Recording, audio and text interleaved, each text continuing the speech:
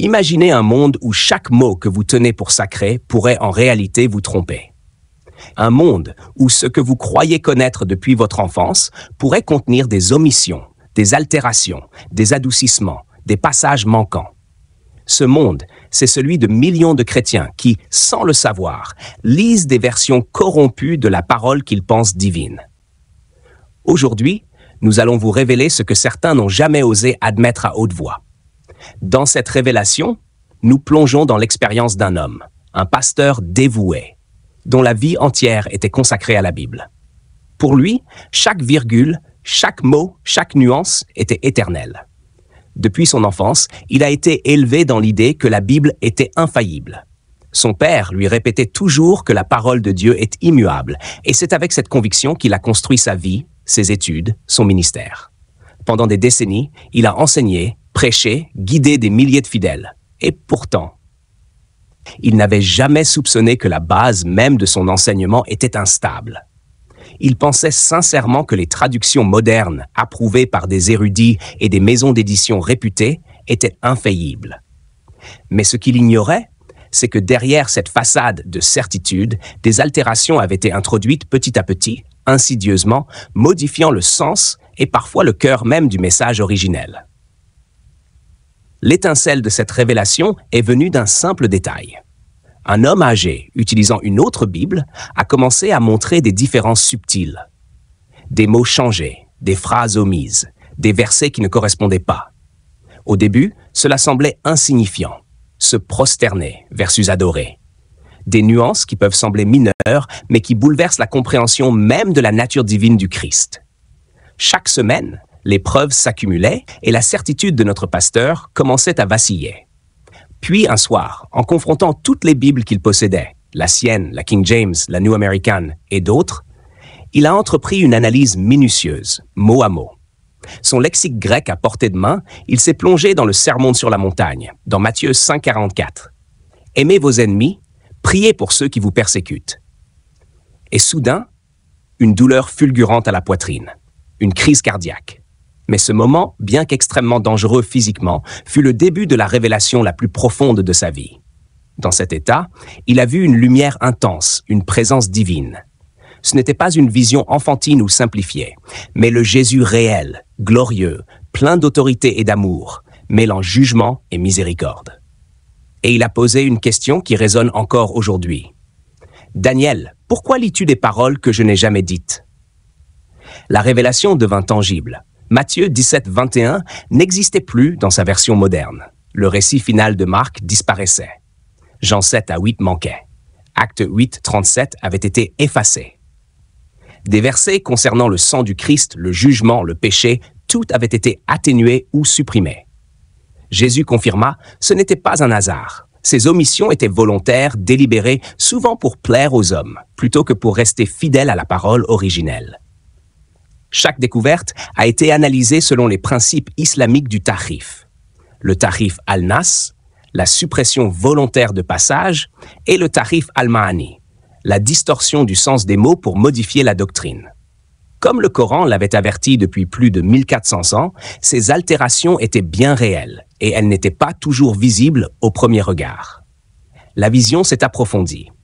Le pasteur a vu des scribes à Antioche, fidèles à ce qui avait été dit, contrastant avec ceux d'Alexandrie qui mélangeaient mensonges et falsifications.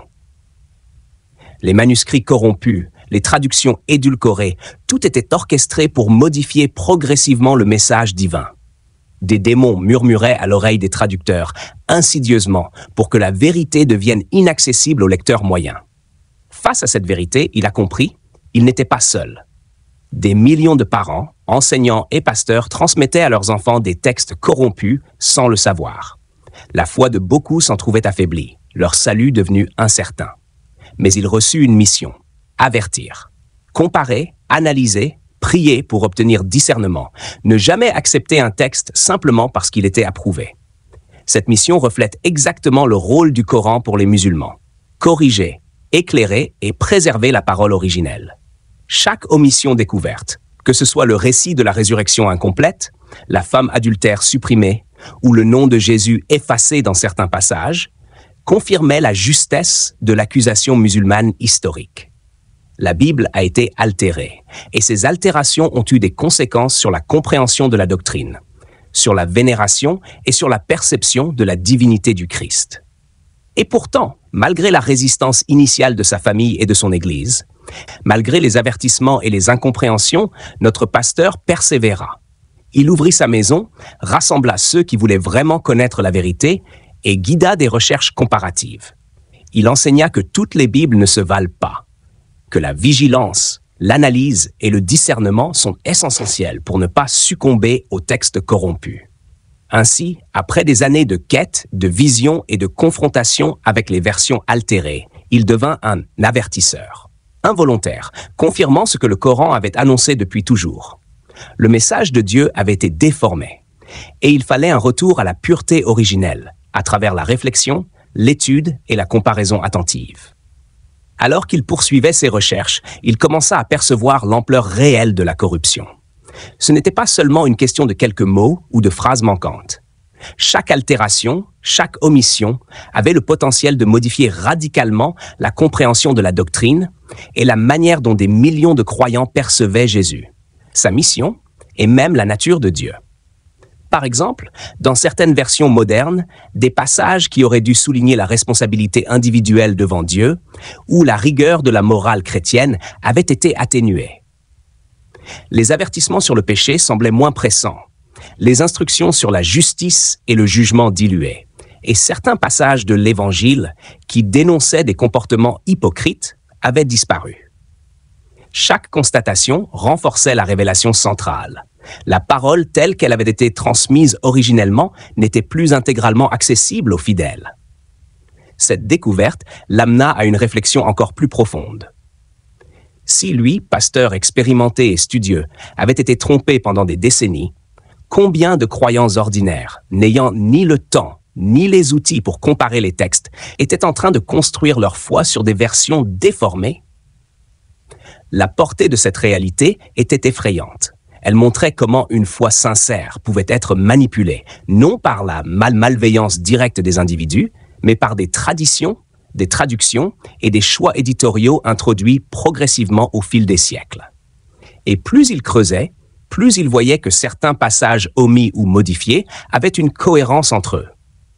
Il ne s'agissait pas de simples erreurs de copistes, mais d'une stratégie subtile, parfois inconsciente, pour rendre le texte plus acceptable aux masses, moins exigeant, moins dérangeant. Comme le Coran l'avait souligné, ce genre d'édulcoration pouvait être le fruit d'une volonté humaine de plaire, de ne pas scandaliser, ou même de contrôler la doctrine. Les musulmans avaient depuis longtemps mis en garde contre cette tendance à altérer le message pour des motifs mondains. Dans ses nuits de lecture, il commença à noter systématiquement chaque divergence, des noms supprimés, des miracles minorés, des exhortations atténuées.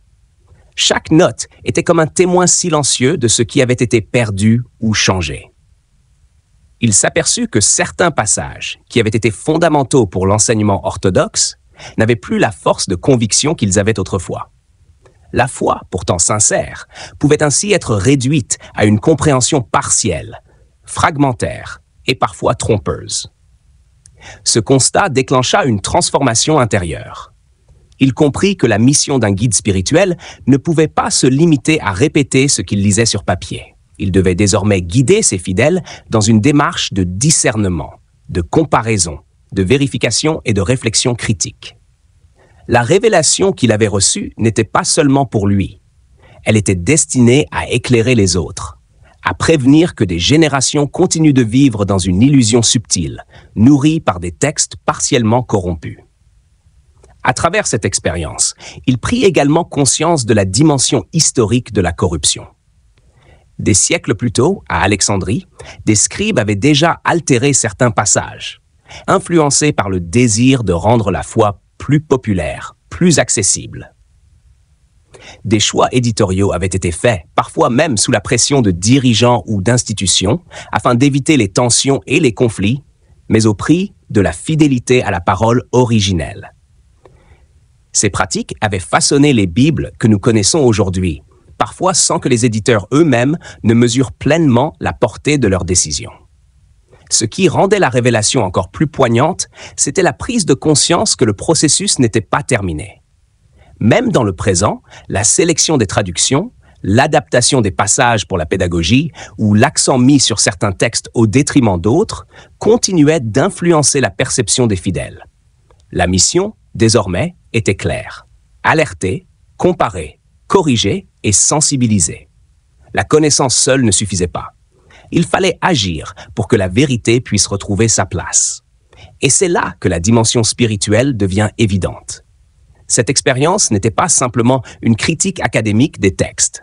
C'était un rappel que la fidélité à la parole de Dieu implique vigilance, discernement et courage. Même les plus pieux peuvent être trompés si l'on s'appuie aveuglément sur des versions altérées. Comme le Coran le souligne à plusieurs reprises, le message originel doit être protégé, étudié et comparé afin de ne pas tomber dans l'illusion ou la superficialité. Au fur et à mesure que la révélation progressait, il devint clair que ce processus touchait non seulement les textes eux-mêmes, mais aussi l'âme du croyant.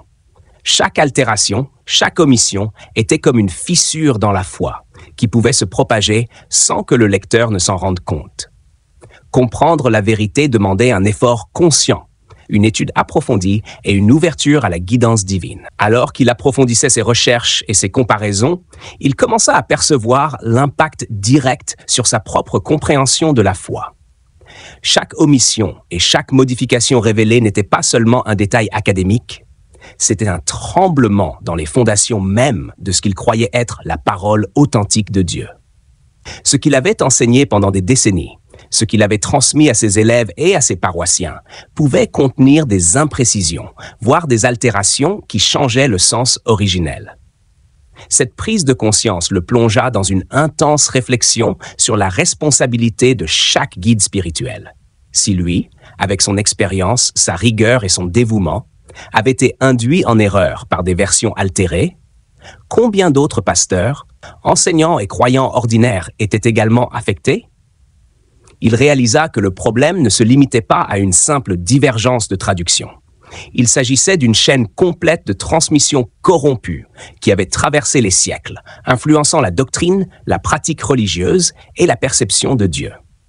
Il se rappela les paroles de la sourate 269, qui avertissent contre l'écriture de textes falsifiés pour tromper les autres. Soudain, le parallèle avec sa propre expérience devint clair. L'édition humaine, les choix de traduction et même l'adaptation des textes pour les rendre plus acceptables pouvaient inconsciemment reproduire ce phénomène de tahrif, de corruption subtile que le Coran dénonçait depuis des siècles. À travers ces analyses, il commença à identifier des patterns. Certains versets omis avaient pour effet de diminuer l'autorité de Jésus en tant que guide spirituel et de rendre certains passages sur la responsabilité individuelle moins impératifs. D'autres passages atténuaient la gravité du péché ou simplifiaient des exhortations morales complexes. Il comprit que chaque modification, même apparemment insignifiante, pouvait influer sur la manière dont un croyant percevait sa relation avec Dieu. C'est alors qu'il décida de prendre une mesure concrète. Il ne pouvait plus simplement rester silencieux. Il devait partager ce qu'il avait découvert. Mais il savait que cette démarche allait rencontrer l'opposition, car elle remettait en question des siècles de traditions, de pratiques et d'autorité ecclésiale. Cette tension entre révélation et institution religieuse devenait un thème central, la vérité divine contre l'acceptation humaine. Progressivement, il constitua un nouveau cercle d'études.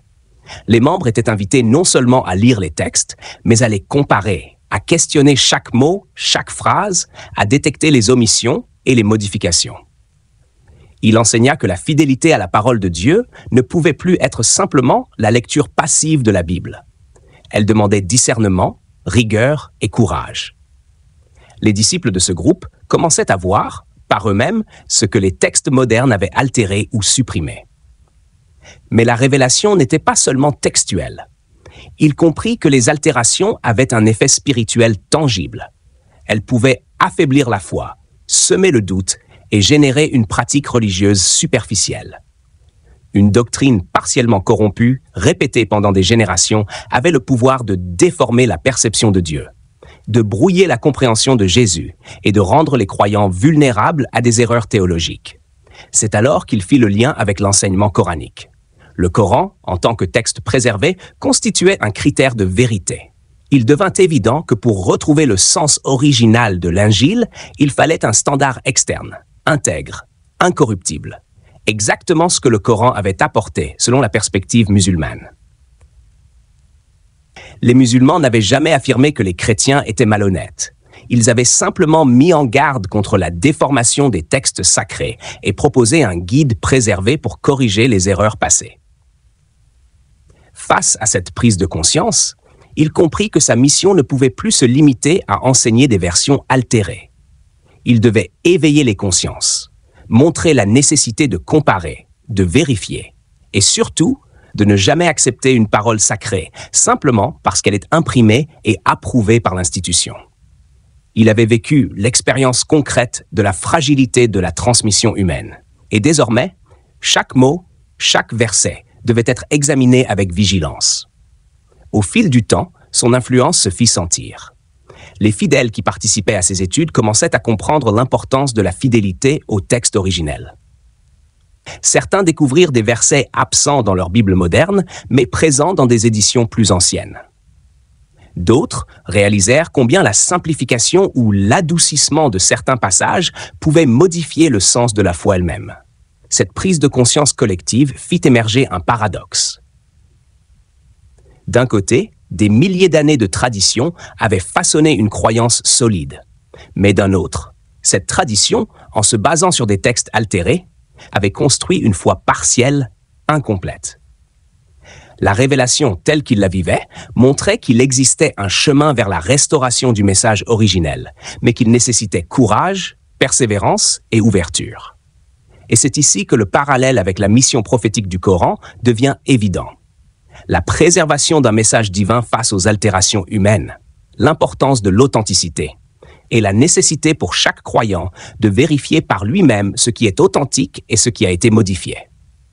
Il ne s'agissait plus simplement de critiques textuelles, il s'agissait d'une véritable démarche spirituelle, visant à restaurer la relation entre l'homme et la parole de Dieu dans sa pureté originelle. Alors que les années passaient, il comprit que sa démarche ne pouvait pas rester confinée à son cercle privé. Chaque nouvelle révélation sur les omissions ou altérations le poussait à agir, malgré la peur et l'opposition. Il commença à partager ses découvertes dans des cadres plus larges, réunions d'église, groupes de fidèles, discussions avec d'autres pasteurs. Mais l'institution ne l'accueillit pas avec bienveillance. Les dirigeants, craignant que la vérité ne crée le doute ou la confusion, lui demandèrent d'arrêter, de ne pas diffuser ces comparaisons qui exposaient les failles des versions modernes. Certains collègues le regardaient avec méfiance. Il avait osé pointer ce que personne n'avait osé reconnaître. C'était un affront aux traditions établies depuis des siècles. Pourtant, il persista. Chaque fois qu'il voyait des fidèles s'émerveiller de la découverte d'un verset manquant ou modifier leur compréhension de Jésus, il comprenait que son combat n'était pas seulement intellectuel, mais profondément spirituel. Il leur montrait qu'enseigner ou croire sans examiner pouvait conduire à une foi superficielle, vulnérable à la confusion et à l'erreur. Et chaque exemple qu'il exposait, Matthieu 17, 21, le passage manquant de Marc, Jean 7, 53 de 8, 11, Acte 8, 37, devenait une preuve tangible. La parole n'avait pas toujours été préservée telle qu'elle avait été révélée. Sa famille aussi fut confrontée à ce défi. Certains membres avaient du mal à accepter ces contradictions. D'autres, comme sa femme, commencèrent à percevoir la différence entre une foi basée sur la tradition aveugle et une foi éclairée par l'examen minutieux des textes. Ses enfants, d'abord perplexes, finirent par comprendre l'importance de questionner, comparer et chercher la vérité par eux-mêmes. C'est dans ce contexte qu'il réalisa l'ampleur du problème. Les siècles de transmission avaient créé un paysage religieux où des millions de croyants, sincères et pieux, enseignaient à leurs enfants et à leur communauté des textes qui ne correspondaient pas pleinement aux paroles originelles de Jésus. Et il comprit alors le rôle prophétique du Coran. Préserver la vérité, corriger les altérations et offrir un guide sûr face à l'erreur humaine. La leçon était claire. La transmission humaine est faillible, même dans les institutions religieuses les plus solides. Mais ce constat n'était pas une fin en soi, c'était un appel à l'action. Il commença à encourager chacun à ne pas accepter aveuglément les textes, à comparer les versions, à consulter les manuscrits anciens et surtout à prier pour le discernement. Chaque lecteur devait devenir un gardien de la vérité, conscient que la fidélité à Dieu ne pouvait être mesurée uniquement par la récitation ou l'enseignement des textes, mais par l'attention portée à leur authenticité.